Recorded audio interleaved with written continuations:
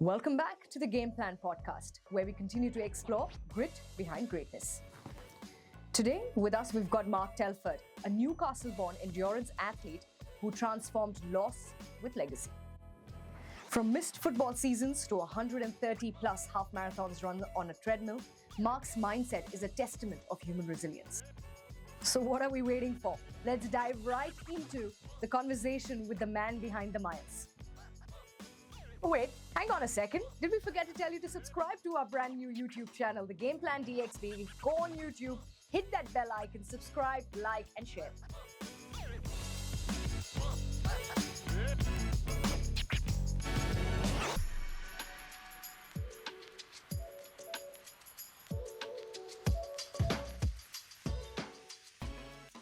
Welcome back to the Game Plan podcast. We continue to chase the grit behind the greatness. Today, we have a very, very special guest with us, Mark Telford, a Newcastle-born endurance runner. And hang on, I need to get a list ready because there's a bunch of things that this great man has done, and I need to get that list ready. 6 half marathons, 1 full marathon, 1 69-miler ultramarathon, 1 55K in the desert, 200 milers, 1 85K ultra, and of course, the one that he's known for the Guinness World Record. 130 consecutive half marathons on the treadmill. Mark, a warm welcome. Thank you. And why? That's our question. Why? I guess for me, being a runner, every runner has the same outlook, but I wanted to not always from years ago, but recently I wanted to be that guy that wanted the next best thing. Goes from half marathon, full marathon, ultra, which is the route I've took. And then being inspired by a world record that just popped out of nowhere. I wanted to be that man that, broke a world record. Hopefully inspire people along the way to show people that I'm just a regular guy with a job and do exactly the same and do some good along the way. I remember on our earlier conversation when we met for the first time, you did mention that there was a second season in junior football. Yeah. You didn't make it through that second season, right, of junior football, where you were, you worked hard, of course, and you wanted to make it through. You didn't make it through. What was that moment like as a child for you, and how did that shape your relationship with sport overall? Yeah, I mean, I was 9 years old at the time, so 34 years ago, I think, off memory. You just gave away something that we didn't ask you for. Yeah. So, of course, it's most young lads' dream, isn't it, to be, a footballer? It probably is on the top of the list, sports to be. So, to be picked at the time, it was for Newcastle boys. Like I say, I was 9 years old, still in primary school, and of course, I was elated, mother, family. Short-lived. It was just what could have been a stepping stone into that career. I was like really, really fascinated about football at the time. And it was only a season that I'd done, one season. Of course, got dropped. Just put it bluntly, I wasn't good enough. But possibly looking back now, that might have been the step on the sports ladder for me. But also subconsciously is maybe why I don't really bother with football. I probably spat me dummy out thinking they didn't pick us. So, but yeah, I think as well on the back of that, you have to be, really outstanding to come through these coaching platforms to be scouted. So there's a lot of talent coming through. Yeah, unfortunately for me, I didn't make it at the time, but it has led on to better things. Because there's always a stepping stone into the field of sport, right? Yeah. Something where you want to take it up as a profession, or you want to follow that for a long, long time. There's always that one little setback that says, it's not going to be, this is not how my story is going to end, isn't it? Yeah, of course, definitely. And I think it's about that. You can never fail if you keep on trying at something. Of course, everyone's different, and if they get to a point and say, okay, I've had enough now, then that's fine. But I think everybody's capable of at least trying and be satisfied with that. Mark, you did go through a phase while you were growing up when things probably were not on the right path as you would have planned as a youngster, right? What pulled you out of such a phase to bring something back on track for you in life, like running, structured running, or structuring your life back in place? Probably a few things, I guess. I think now I can say like I'm always the man that I wanted to be. I wanted to be this person that is, sensible, sure, in control of all my decisions. I can see where my life's going. Back 20s, 30s, just drinking heavily all the time, going with the flow, not really making fitness a priority. Still training, but always living for the weekend, like most people. Lost a best friend in 2014 due to underlying heart condition. It's huge for us as a group of friends at the time. So I think obviously it wasn't that. I always knew back then, like, I don't want to be doing this stuff. I want to be just waking up with regret all the time. What have I done yesterday? And just not be able to just take myself out of it. So, like I mentioned, my best friend died 2014. It was his fifth year memory, 2019. So I thought I'll do something big for his memory. That was my start of my ultra running journey. So I booked a 69-mile ultra marathon locally in my home city to raise some money for the British Heart Foundation. I got a ton of support, obviously, off the family and friends. And that was like really the reason why to do it for him. After I'd done that, I said never again. Like, I was in bits, didn't train quite enough. Still, drinking a bit more than I should have, not really taking it seriously. But then shortly after that, I thought, because I never thought I could do that. I'd done a marathon before, that was it. Probably 8 years previous. I'd never ran more than 5 miles in that 8 years, nothing. So to do that, I thought, wow, like, I surprised myself. And then it was, what can I do next? I think if you're on that path where you're not happy with, everyone's got the choice to change. You just need to really dig deep and say, I have a title for you. And title. so I'm gonna call this episode "The Man Before the Miles." How do you like that? Brilliant, yeah. Okay, so that's Perfect. I'm gonna put that across. I'm gonna make sure that we call you the man before the Yeah, miles, right? perfect. You spoke about your ultra marathon, 69 mile, and then you said 100, and then what next and what next? To be fair, for someone like me who's thinking about, all right, now what's going to be the next that we're going to do in terms of, am I going to start running, and what's going to be the miles that we're going to hit? Emotionally, I know for a fact that there is a big rush when you're running, Yeah. and you feel so energized. There's a different sort of an aura energy that's running through you while you're getting there. But what goes through your mind when you're just nearing those last couple of miles? You're almost there, but it's a long marathon, it's a long run. What's going through your mind at that point? For me, it's just all about literally the challenge. Like, I tell myself I didn't start this till I finish. Sometimes people get pulled out because of injury or stomach issues, especially when you're doing longer distances. You need to be fueling properly, taking on the right amount of fluid. So there's several things I can pull you out, but luckily it hasn't happened to me yet. I guess I've always went into it thinking I'll do whatever it takes to get to the finish line. But of course, you have your moments throughout where it gets before the halfway stage, especially in 100 miles, and you've been on the go for like 12 or 13 hours, and you think, I've got to do all this again. And I really just try and block it out and just say, get that finish line no matter what. I think about other people who are doing things. I think these people that are doing these greater distances, 200-300 miles, the guy just 80-year-old just ran 135-mile ultramarathon in Badwater. It's like a renowned ultramarathon. I think of people like him, think, I've got no excuse not to do something like this. I do take inspiration from people like that. So if I can still move my legs and I can still breathe. How many blisters, Mark?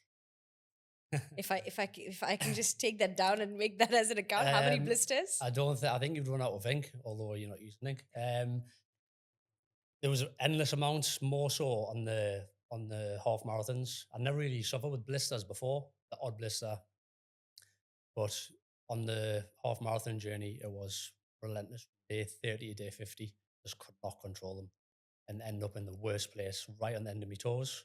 Of course, that is the first point that hits your Yeah. trainer. And that was the point for me thinking, I've got another 100 days to go here. Like, how am I going to do this? It's not just another half marathon to do, it's another 100. So it was a case of trying to find a way out, a way around, not a way out, always. I was cutting holes in the front of my trainers, putting surgical spirits ended up being the stuff that cured them. So always just looking for a way around stuff. And I think once you get through them things, then I generally felt unstoppable. I thought nothing is going to stop me getting to the finish line of this. Like without sounding stupid, I mentioned this before. That the only way I was not going to get on that treadmill every day is if someone cut my feet off or broke my feet. That was the only way without sounding stupid. That was the mindset I was in. 130 consecutive days on a treadmill. Now, I've been told, or I know of, Yeah. experienced myself, when you run a certain distance on the treadmill, um, of course, you've got a major risk of completely busting your knees, right? A lot of injuries because the surface is a lot harder. Yes, the external outside road surface is hard as well, but sometimes you have the luxury of running on a rubber track, which means it's a little softer on your knees. But running every single day, half marathons on a treadmill, your knees okay, mate? Yeah, they don't need replaced yet, but I'm sure they will at some point. Again, it's about warming up properly when you do these things. You're going to have issues, of course, because you're putting your body through a lot of stress. It's about trying to manage it the best way as possible. Taking supplements, again, the warm up, correct warm up, dynamic stretching beforehand, stretching afterwards, ice baths. I was doing them every day, everything possible to feel good. Of course, I went through. It was early on, I think, my joints started to ache. You've just got to forget about it. 'Cause if you start to worry and think, am I doing damage? You're going to put yourself in a negative mind frame. So that's got to happen. It's not normal to be doing this. So gotta get on with it. Really, that was only my thought. Just get on with it. Mark, when of course when you would be running these 130 plus consecutive days, obviously you'd be burning a lot of calories. It's a lot of calorie burn on a daily basis throughout your world record. How did you manage your food intake and keeping your diet up to beat? Yeah, really good question actually, because I am a pretty thin guy anyway. So I was burning on average probably about. I was eating, sorry, about 5,000 calories a day, a bit more. In the first 2 weeks, I didn't really get the eating quite right.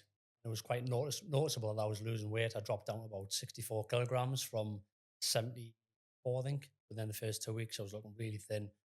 And my friend in the gym, Mark, said, really need to start upping your calories. He gave us a meal plan to follow, and that was it. I felt great after that. No issues at all. I didn't really feel any issues at the start. Just noticeable I was losing weight. It was going to cause a problem. So yeah, I think someone who struggles to keep weight on just needed to up the calories. Quite happily to do so. Take us through your day when you were doing these 130 130 plus consecutive days. Take us through your day. What time would you wake up? What was your first thing you did? And then what time did you get on to the treadmill? And then followed by the number of hours on the treadmill. Post that, how many hours of sleep? Take us through your day. Okay, so primarily every day I was waking up at 8. I was running pretty much every day from 10 till 12. Okay. Waking up at 8, doing some routine spine stretches every day. Having a bit of breakfast 2 hours before, so let that settle. Heading to the gym about 9:30, warm up, doing my stretching, waiting for the witnesses to turn up. Touch on that in a second. 2 hours every day. That was my target. I didn't have a time limit on to do them. That was what I set. It was a comfortable pace for me. It didn't need to be any quicker because it wasn't about how quick you can do them. It was about how many you can do. Correct. So I set the time at 2 hours a day. Some were a little bit quicker. So yeah, that was it. 10 till 12 every day. About 30 minutes of stretching afterwards. Back home to refuel. Well, ice bath first for about 10 to 15 minutes. Still never enjoyed them till the very last one. Generally hated them, but I knew it was good for us, so I was getting it. So fueling up, resting. Of course, I have endless amounts of evidence to go with the claim. So every run had to be fully recorded. 2 different phones, one focused on the treadmill screen and one focusing on me to make sure I wasn't touching the treadmill at any point. I couldn't stop. Of course. So it was breaking all the videos down. The rest of the day, spend about 8 hours a day on the computer, which again for me was something I'd never do. I'm not a computer guy. So having to learn to do all that, as well as rest, focus on the next run. I wanted a challenge and I certainly got one with that. So doing the computer work, just resting. Some days I was going to visit the charities to just do a talk on how I was getting on. Um, yeah, pretty much every day was the same, and which was really good. It worked in my favor because about the first week or so, I was relying on witnesses giving me a time they could come. I Right. had to have two witnesses sitting watches every single day Correct. as part of the verification. So, and I just said after the first week, this isn't working. I need to be run at the same time. I need a plan. I need structure. And luckily, I got the support from that, which still now I'm very, very grateful for. So everything pretty much went to plan. On day 7, I think, one of the phones, or day 10, one of the phones stopped recording, which was the phone facing the screen, Oh, which I didn't know about until I'd stopped. I went to take it out of the holder and show it for the distance. I was like, oh my God, this hasn't been recording. And the witness said, we can't stay, like we need to go. I says, that's fine, I'll have to sort it out. So I got another 2 witnesses in. 6 hours later, went had some rest, came back and done it all again. oh, that is incredible. That's what I had to do. Yeah, I So, wasn't quitting them. so shouldn't the count be a little different because you did 2 half marathons in one day? Yeah, possibly, but it's not very. It'll count on No, me. it's fine. It's a personal record. We keep Yeah, a yeah, little log, aren't yeah. we? We keep that. We keep that. But again, that's all about, like I say, I wanted the challenge. I wanted this next big thing. And that's what came with it. Right, okay, Mark, you asked for a challenge. Here it is. Get back on the treadmill. So that's what I do. Um, when we're running on an open road, we've got control on our own pace, right? So we're either, increasing pace when we feel better. We're either taking it a little back when we don't, when we feel it, we want to take a little breather, let's slow down a little bit, catch our breath, and then go back again. On a treadmill, the pace is quite controlled, Yeah. Set the pace, yeah. right? You set the pace and you can't, and once you're like, say, at 5.7, for example, or you're at 6 or 6.2, that's it. You're at 6.2 for what, 2 hours? Yeah. How did you manage that? Again, when I say I couldn't touch the treadmill, I couldn't grab a hold of the handles at any Okay. point for a rest. Obviously, once I started, I couldn't stop. If I stopped the toilet or anything, I had to start again. I had to, obviously, when I'd done the full one. And then again, after mile 5, I think, I really needed the toilet, so I had to stop. So I can adjust the speed with one finger. That was it. I was Okay. allowed to do that. All right. But I just set the speed pretty much from when I started. Already done my warm up. I was ready to go. I set the speed. It was, I think, 9-minute miles on average what I was doing. It was a comfortable pace. It's still a good time for a half marathon, 2 hours.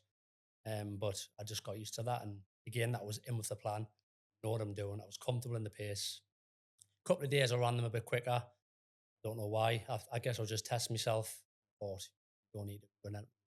So yeah, and again, you're using the same muscle groups. So that's where it comes into play, with the potential injuries and stuff. But yeah, I did manage them well. Doing something like this, it's not only that it is hard, it's repetitive, it's lonely, it's also mentally brutal. What made you say yes to this journey? What was that point when you set foot and said, you know what, this I'm going to do?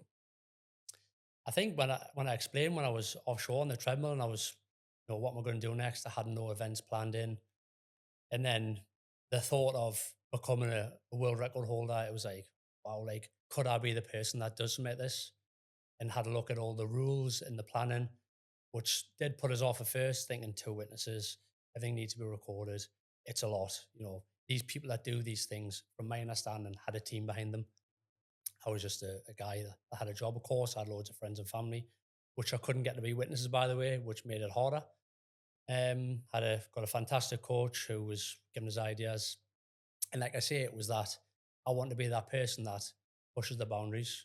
This was the next step. So I need to do what it took. Whatever come with the journey, the planning, the injuries, I had to just take it on board. I think this is what these people do. They don't just quit. They don't just say, I've had enough now. that was never on my mind. So I really surprised myself actually. Like still proud of myself now. So Um, did you wear any wearable tech while you were training? Anything at all? Did you use technology just to keep yourself up to beat with the numbers, with the metrics, so you know exactly? Because it's not about the attempt on the day, but it's all about the hard work that you put in on the other days before we get to the day. So, were there any tech that you used? yeah, I do have a Garmin watch which I use. Just upgraded to the Phoenix 8. Fantastic watch. And again, monitoring heart rate, telling you about recovery levels. I didn't really, I wasn't really into that years ago when I was training, but I know how important it is now to track that. Again, off getting advice from your coach. So yeah, I think it's really important to wear them sort of things again to track heart rate. You can wear it for your sleep. It tells you how much sleep you're having, stuff like that. So very important. Very, very good brand actually as well, Garmin. So would recommend that. Are you allowed to listen to music while you're on the treadmill? You can, yeah, but I don't. I haven't listened to music when I've ran now for about 4 years. It just started to put us off. I was running too quick. I was getting out of pace. So I just ditched the music altogether. Didn't listen to music throughout the whole thing. I was just stood staring at the same wall. So you think that if the music picks up pace, then you pick up pace as well? Yeah, I mean, obviously I could adjust the pace. So I was thinking of that in my own mind. I don't need any distractions. And for some people, they're like, you don't listen to music over a podcast. Like, how are you doing this every day? And again, it was like, I trained that way. I've trained that way for years. Right. Training when I'm working on a treadmill benefited me hugely because I was doing the attempt on a treadmill. So yeah, it was, that's just the way I run now. And I love it. I'm in control of my thoughts. I can hear me breathing. Obviously I can chat the witnesses a little bit. Can I ask you an honest question? Yeah. Why chase a world record? And like I say, it's not something that everyone can get to do because people be put off by the idea of what's involved doing that every day on a treadmill. And I think that's what, okay, I'm going to be that guy that does that then. So, and then now, like I say, I want to constantly be that person. Doesn't always have to be a world record, I know, but like I say, I'm the man now I wanted to be years ago. Fitness is a priority every day, pretty much. So I think constantly pushing my own boundaries and showing that people, I'm just a regular guy, with a job. I'm not a sponsored athlete. Just a guy who's thought, I'm going to do this and show people that it can be done. Not that it's something that can't be done, of course, but what I constantly taught myself is the people that do these things, they're not robots, they're human beings like me and you. So I can be that person. And I was saying this to my coach today. Within reason, I can be that person. He says, why within reason? You're just scratching the surface of what you can do. So, he gives me a bit of inspiration as well by saying that. So let's see what's next. I was listening to an interview a few days ago. A film star was interviewing, and she mentioned that in life there are two tunnels. There's one tunnel that is absolutely well lit, and everyone's going through a tunnel. But there's another one that's supremely dark. There is light very, very far away at the other end, but it's very, very dark. And she said, I choose to walk through the dark tunnel every single day because that is something that not everybody's going to do. Yeah. Is that what the purpose is? Yeah, that's a great explanation, to be fair, because you either want to be that person that does them things or you don't. There's nothing wrong if you don't. You just either choose to be that person or not. And like I say, why couldn't I be that person? Why can't I be that person? 43 now, I'm being the fittest and mentally strongest I've ever felt. So now I feel I'm in my prime, and who knows what you're capable of. I think we're all capable of way more than we think. You just need to try, and then you never know where it's going to take you. So that's a great explanation. Yeah. So choose your path, I guess. Nobody will pick the hardest one, isn't it? It's always the easy one that people would go through. But there's so much to get from the hard path, though, and that's like what I'm experiencing now. There's loads of days where I wake up and I think, oh, when I'm training for, so you could say 100-mile run, I've got to go and do a marathon today. And I'm like, what, a half marathon next day? Really can't bother with this. But I know by getting up and doing it, I'm going to get so much benefit from it than sitting there and regretting it, wishing I had off. So, there is times where I don't want to do stuff. And that's probably natural to most people who do sports. But it's by doing them things when you don't want to get so much from, you know. Just a little bit on the technical side, because our viewers will also want to be a bit educated on where if they want to chase a world record, where do they go? You mentioned witnesses. Yeah. Now, isn't there like a database that they are an official qualified witness of the Guinness World Records? You've got to find them. Aren't they provided because you're attempting a world record? So with most record attempts, there are, but most record attempts are 1 day events. When you see people doing the most push-ups in 24 hours and stuff like that, but you also have to pay for that. My record attempt wasn't, I could never have that. I was responsible for my own witnesses for the game with rules. Couldn't be friends or family. I could have different witnesses every day, which made it easier. So then with that, I thought, I can't have friends or family. How am I going to find that many? So I just made up some, again, because I am a bit of a reserved person, a bit shy, asking for help. Nobody likes to ask for help, especially Mm. over that length of time. But then I always used to revert back to the charities. These people, like, who are afraid to ask for help, the people with mental health problems, the charities, the Cash for Kids who are on for as well, the families less fortunate having to go and ask for help because they can't feed the kids. I was thinking, what you're asking for is minor compared to them. Do what's do what you need to do. So I got some flyers made up and put them in the cafes, salons, libraries, just reaching out to anybody saying, this is what I'm going to do. Can I have support? A lot of people got in touch, and a lot of them people were repeat people coming back 2 or 3 times a week.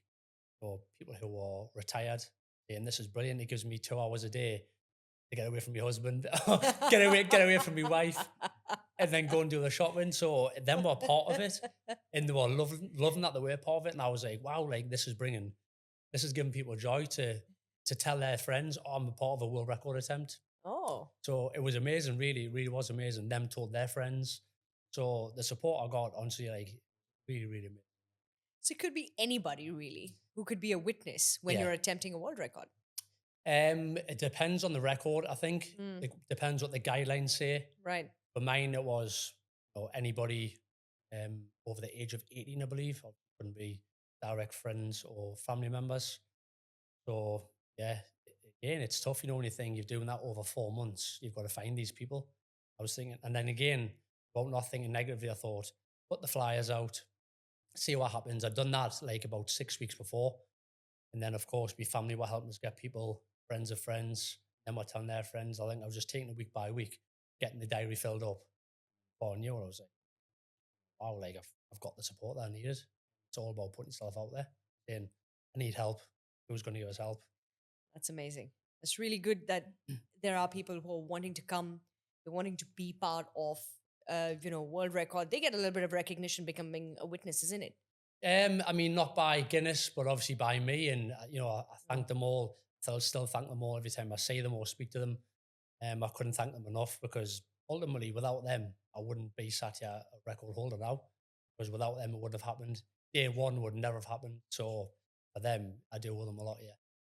You mentioned some time back, a few minutes ago, that you hate ice baths. Yeah. And, I mean, it's not the most favorite thing that you like to do.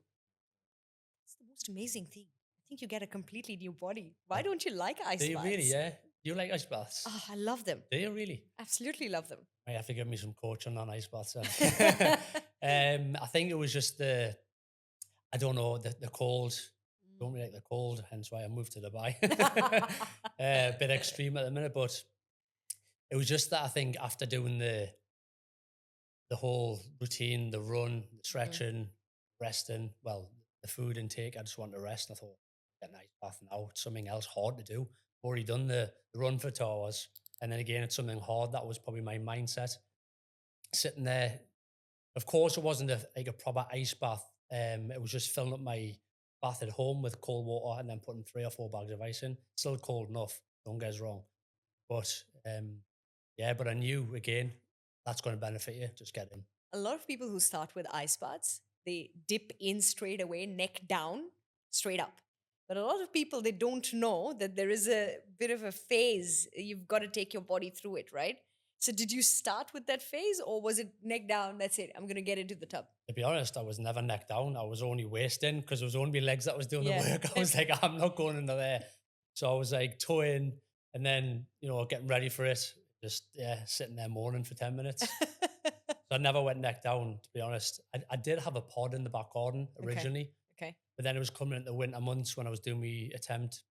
I didn't want to be going outside in the snow, Oh, cold. definitely So I got rid of that and just used the bath there. But I mean, I might get back into them. I think when I'm training now for something else, I probably will get back into them because I know they're beneficial. not. Sometimes when we're running or when we're attempting, different things, for you it was man versus machine. That's how Yeah. we take it, right? Yeah, I You guess were so, yeah. you were running with the machine. The treadmill was there. Did it feel like a symbol, like a battlefield of sorts? Also, just with the mind, I guess. Treadmill's a machine. There's only one winner there, but it's more of a battle of the mind. That's exactly what it is. So yeah, I guess putting yourself in that situation of on your for tours every day, they like it or not, just need to get your head around it. And a lot of it is mind control. It really is.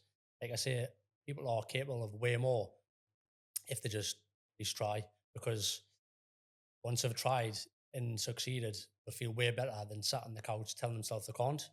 But once they do that, say 5K for instance, or a couple mile around the block, think I've done something I didn't think I could do. But once you keep on repeat doing it, and getting your mind in a place of, we're ready to go here, then it does become a bit easier. A bit. You've raised money for a charity. That Yeah. was the whole purpose behind doing the run. You had people, you got them excited about coming in, becoming your witnesses, etc. Yeah. How does it feel knowing that your pain has turned into the power of others? Yeah. It is. It's really amazing because doing something like this, not everyone chooses to do it for a charity, and that's fine. They don't have to. But I thought, why not do something amazing like this and spread some awareness, raise some money, which is going to two amazing charities, my home city, amazing work them do. And like I say, a lot of people can benefit from that. So there's a lot, of course, there's a lot of charities that are close to your heart and you would love to help them all. But I think obviously the ones close to me were the Cash for Kids Northeast, which help less fortunate families, and also Mind, which is a mental health charity. Thinking if you can just by using your platform to spread awareness, because not everyone potentially knows about the charities.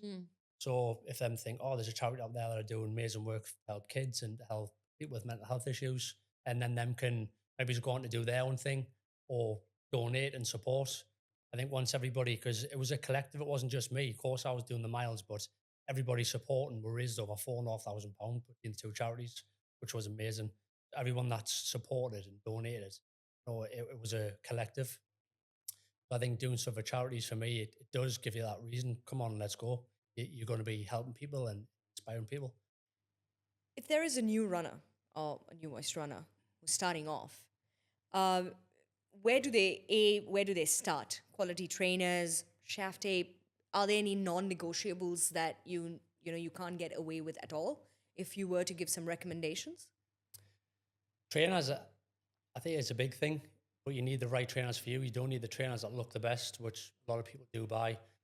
You just need to go to a sports shop, a well-known sports shop, where they'll put you on a machine, analyze your feet, take you over to a section of trainers and say, pick out of them which is best for your feet. And even a few times I've bought trainers which were recommended and I just didn't feel comfortable. So it can get expensive. You're buying this sportswear which you need, and they don't feel comfortable after a few wears. You can't exactly take them back. So yeah, I think just be selective with it. It's very important to make sure that you have the right shoes. The right footwear, yeah, definitely. I think in terms of socks, some people get blisters, some people don't. Some socks are meant to prevent them. I've started wearing toe socks now, which are meant to be really good. Just ran the 85K in France, which was a mountain race. I did get a blister, so I think I just get them now after doing the half marathon for some reason, but not as many as I thought I would have. So I think toe socks would be good, even though they don't look the best. We talk so much about attempting these, these different things, these different purposes that we chase in life, and for so many different people to be inspired by what we do Yeah. and take it from there. There's a very, very pretty little girl who's very impressed and inspired by you, Mark. Can you tell us a little bit more about who she is, firstly, and how she's so inspired by you? What does she think when she sees you doing all of this? Yeah, again, I think because I don't have any kids myself, my little niece Matilda, really big part of my life. So like I want her to see me doing these things. And although she probably thinks it's stupid, she's a really good gymnast, so she's into sports herself. So it's important for me to let her know that by doing these things, it's not also potentially lead on to a career for her, potentially. But you know that you get so much from it, and potentially inspire people to do so. Just be on a holiday to Alicante, and I was going running in the mornings every day, or going for a walk, getting on the rooftop doing press ups. Just like, "Mark, it's so hot. Why are you doing these things?" That just because I'm on holiday doesn't mean it's got to stop. Of course, I can play in the pool with you and go do the water parks, but I need to do this first of all. Okay, so I do hope she understands, but of course, she's the apple of my eye. So for her to see me doing these things, telling her friends at school, yeah, it's amazing, I think. And the kids are the future. So you know, look at all the students here, over 6,400 students, I believe you've got 120 nationalities. Hopefully, these can watch this and think I could be the potential next record holder.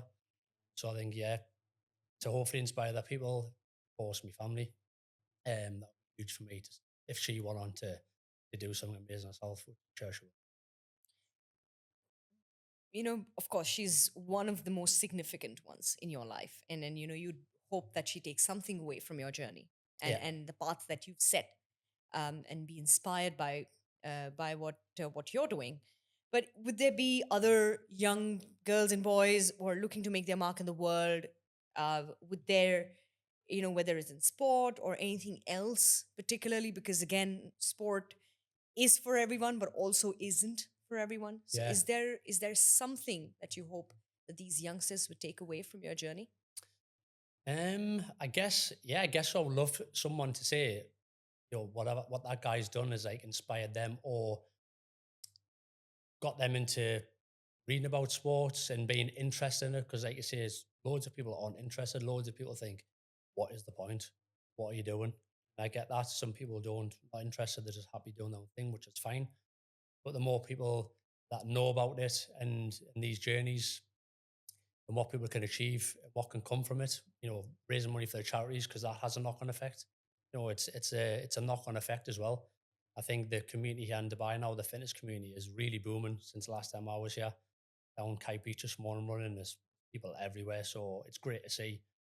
And again, them have probably took inspiration from somebody, or they've read something somewhere. Oh, I'm going to give this a try.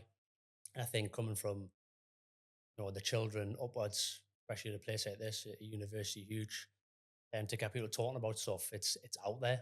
So I think it's massively important. Yeah. Um, how do you feel about the growing running culture in Dubai? You're in Dubai now, and you've mentioned that you do like the heat here in Dubai.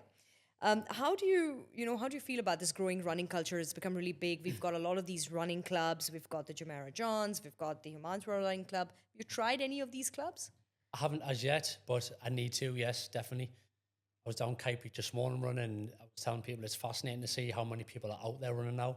You literally have to dodge out of the way of people, and it's great because people are choosing that now. Okay, I'm gonna try and get fitter, or join a running club, which will be beneficial to me. I feel. I haven't as yet. There's another training group which I want to get involved in, which is called Menathon. It's a men-only training facility, so that will add loads of benefit to my life. Meeting new people, which again is important. You go into these clubs, you meet new people. It's a great way to socialise. If you don't want to go out on the weekends, you can join these running clubs and you're with like-minded people. How did this challenge, or the challenges that you have, Yeah. you're going to take on in the future, how have they changed your sense of identity? Do you see yourself as just an athlete, just a runner, or is this something way beyond that? Um, really don't know. I'm just an offshore worker. Like I'm a construction worker. That is my job. Privileged to be called an athlete. Say I'm an amateur athlete for now, but and I guess it's harder because I do have a full time job. Not want any sympathy or anything like that, but I've got to work 12-hour days when I'm at sea. So I'm up at 3 in the morning doing 2 hours of training, 12-hour shift, something back in the gym. So that is what I'm dedicated to do to the journey that I'm on. But I think for me, it's becoming, like I say, refer back to the man I always wanted to be. I want to be this man that is okay with not really drinking now, happy with that, realizing I don't need it to enjoy myself. I don't need it to socialize. Not saying I don't drink, of course, but um, my purpose is this, is fitness, is these challenges every day. I don't know when it's going to end. I guess when I'm physically not able to. I made a post a while ago. I'd done a 100k. It was 85k. It turned out to be in France in July. Mountains, my first run at elevation, which was really, really challenging. And I made a post saying, when I'm old and I'm sucking on me Werther's originals, old man and getting fed in my chair, I'd be happy knowing that I've I've at least tried for as many years as possible. Doesn't always have to be something really extreme, but as long as I'm doing something and I'm challenging myself, I feel that's enough. So continuing the journey and see where it leads because, like I say, I do have a full time job, not a sponsored athlete. Yeah. But yeah, it's just getting the best out of myself and hopefully, inspiring other people as well. That would be amazing if I could. We're gonna give you a hashtag as well. Hashtag. Yeah, that you can use for your next post. Yeah. The man before the miles. Yeah. That Can sounds good. hashtag that. That's The fitting. title of the episode. I'm actually going to change my Instagram handle to Man Before the Miles. Excellent. That's a promise. That's a promise. Give me 10% credit. I'll take Yeah, that. yeah. I'll take that credit. 10% of nothing. or more, whatever. That's brilliant. We actually, can talk about that. I'm actually going to That's change that. That's a really good idea, actually. Yeah, the man before the miles. And we put that on your little kid and Yeah. you get sponsored in the And I future. get t-shirts made up. I can see where this is going Yeah, now. That's you never fantastic. know. You know, Yeah. don't forget me. Yeah. You'll be we- on my podcast next. we'll talk terms later. We'll do that later. Not a problem. So, Mark, we have something very interesting coming up. And we know that it's happening. And we know now that it's happening. You've hinted there is another something, and I'm going to let you take that. So I don't want to spoil it, but go ahead if you want to talk about it. Yeah. So here's a second world record attempt, which has been accepted by Guinness. It is to run most consecutive full marathons in the desert. So that is going to happen early January next year. Of course, I need to start training now, as the coach said today. So it will be 50 consecutive back-to-back full marathons in the desert, all on sand. Like the first one, a lot of planning, witnesses needed. So I will need support. So I'm putting it out there now. Anyone that can support, please get in touch. But yeah, I mean, like I said before, it doesn't have to be always a world record, always chasing this big thing. But after seeing Spencer Matthews, I mentioned he done 30 days last year. After seeing him do it when I was doing my record attempt and you was moving to Dubai, I thought that's next. That's the next big thing. Of course, between then I have ran another 100-mile race and 85k in France. But this is the next big thing, yeah, the next world record. So happy to be announcing it, let's say, and to be getting on with the training finally. But again, what comes with that is doing it at work. So I have just moved here. So for this, I was training full time. For the last one, I was training when I was away 3 weeks offshore on the treadmill, which benefited me. But now I need to be on land. I need to be getting the miles in the desert, in the mountains, doing what needs to be done. So over the next 4 or 5 months, I'm going to see if I can just be based here and do what needs to be done. Yeah, yeah. Strict instructions of my coach. How is your mindset going to be different on this one versus when you attempted the last one? Yeah, it's going to be the same as in I need to do what's necessary, but totally different. Doing double the distance, not on a treadmill, thankfully, but out in the desert. We all know what even walking on sand's like, never mind running. Going to be doing it in January, so temperatures aren't as harsh. So obviously that is the reason to do it in January. But when let's be honest, I don't want to be doing it in peak summer. It would just be pointless trying to do that. So choosing to do it in the January months is probably the most best feasible option. Again, it's about how am I going to be. I don't know how I'm going to feel doing that. Of course, training, I'll do what needs to be done, and it's not as many days as the last one, but still 26 miles a day, 50 days in conditions that aren't ideal. Also, we're dealing with a little bit of temperature, but then it's how's my body going to cope? Yeah, exciting, interesting, but exciting. And we look forward to it. Yeah. We are so thrilled, and we're going to wait to see when that happens. Yeah. And we're going to then speak to you hopefully again Yeah, to hear definitely. the story behind that, because Yeah. that's going to be supremely exciting. Very, very excited for that. We wish you the luck for that, Thank you very Mark. much. When people are going to hear your story, they're going to think you're a superhuman, which you are. I think you're an absolute superhuman. What would you like to say to someone who's struggling to get off the couch right now? Just take each day as it comes and know that there's better days coming. Never give up. Just start on your fitness journey, no matter if it be a walk around the block, a walk on the treadmill, even just going to the gym, dragging yourself there, because the benefits will outweigh being sat on the couch, like I've said, and telling yourself you can't. The benefits from fitness, are huge for all to see. So yeah, I would encourage anybody to start somewhere. What would your final line of your story be? As in from like my story altogether. Yeah, not just as a runner, but Yeah. your presence in this world, in this universe. What would your final line be? Um, oh, these things are possible. Like I keep saying, these people that do these endurance events, there's people out there doing way bigger things than I've done. I'm inspired by them as well. So you just need to look at the facts. It's possible. We're all human beings. These people who are doing these things aren't robots. So just take that as a fact. And whatever you need to do, your journey, write it down, plan it out. How am I going to get there? That's exactly what I've done. I've got all this to do. How am I going to get there? Just break it down into steps. It's never a failure if you don't succeed the first time. So I guess, yeah, just keep on going and say most things are possible, pretty much. So just need to give it your all, and the benefits are there for all to see. Mark, your journey is powerful. It's a reminder that movement is so important. It's a memory, motivation, and mindset.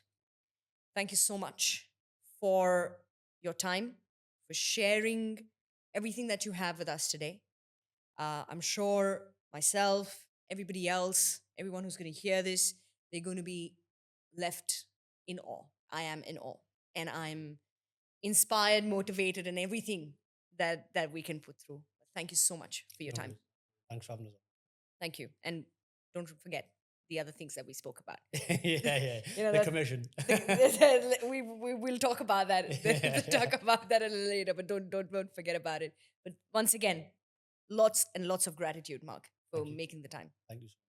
Thank you for making inspiring us. Thank you. And just one last thing about my coach. Like my Sure. coach is based in Dubai.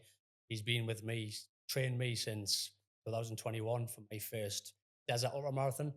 And I do take a lot of inspiration from him, of course, because he's a coach. He's not just a coach. He's been in the business 20 years. He's also a guy that's knowledgeable, but been there and done it. Came back from a car crash. He was involved in a car crash many years ago. Told you never run again, never mind, be involved in sports. Dragged yourself out of that. Open back spinal surgery. Trained yourself for 3 months and went and ran 275k in the desert. Marathon de Sable. So he is like a big inspiration for me, and of course he's going to be training me for this next world record. So very, very grateful for him. I'm sure coaches play a very, very important role Yeah. in our lives and the way that our lives get paved out. So, of course, a big thank you to him as well from our side for helping you through all of this, and that we see you achieve that next world record. And hopefully, we'll all be there to celebrate that with you. Witnesses. 100%. We will be there. We often fail to see the bigger picture, to find our purpose in life, our sense of being. We all have one. Have you found yours? If you haven't, go find it. Also, do one more thing. Go and follow Mark on Instagram. It's at MTEL27. Have I got that right? Yes, it's at MTEL27. Go follow Mark on his journey. Support him because he's going to need this, because the next world record is just around the corner and we all want to see him achieve that. Lace up, rise up, and finish through that finish line every single time. Until next time, this is the Game Plan podcast powered by Middlesex University, Dubai, and the London Sport Institute. Don't forget to like, subscribe, and go and click that bell icon. We'll see you next time.